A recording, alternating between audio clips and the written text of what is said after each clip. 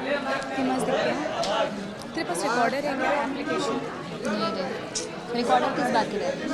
अरे मैं प्रिंट लेती हूँ ना तो रिकॉर्ड करने के लिए।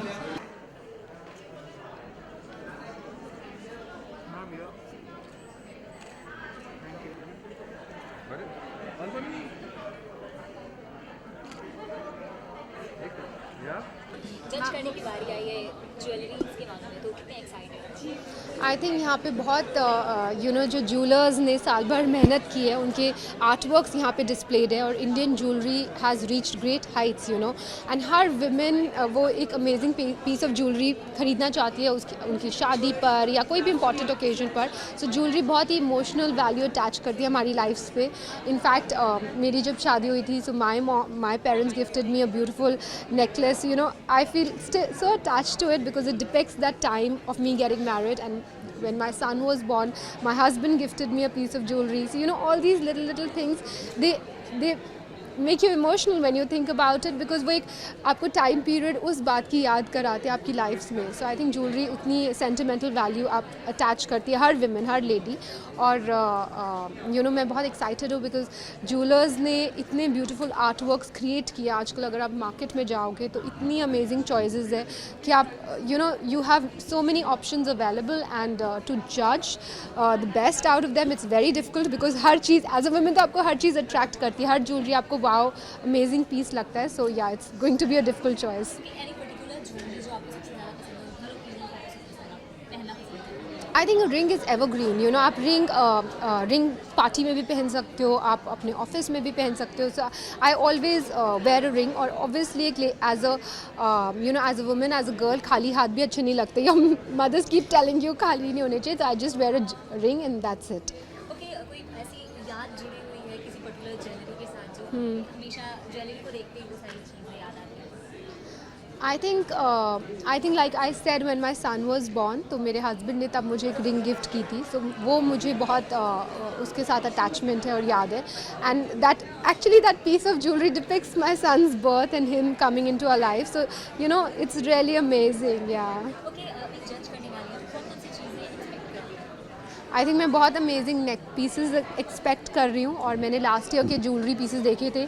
सो the designs were fabulous and top jewellers ने यहाँ पे डिस्प्ले की अपनी ज्वेलरी।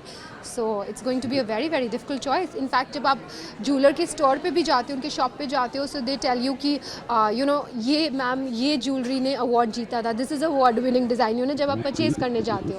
So it's very important, it's a very difficult task कि किस ज्वेलरी को किस नेकलेस को बेस्ट डिज़ाइन अवार्ड मिलेगा, किस ईयरिंग्स को बेस्ट डिज़ाइन अवार्ड मिलेगा and all the other categories. कि ज्वेलरी जब चूज़ करनी होती है तो कभी कभी ऐसा होता है कि कोई बहुत ओवर हो जाता है या फिर कम हो जाता है, तो किस तरह के टिप्स देने चाहिए jewellery? I think her type की ज्वेलरी होना बहुत इंपॉर्टेंट है।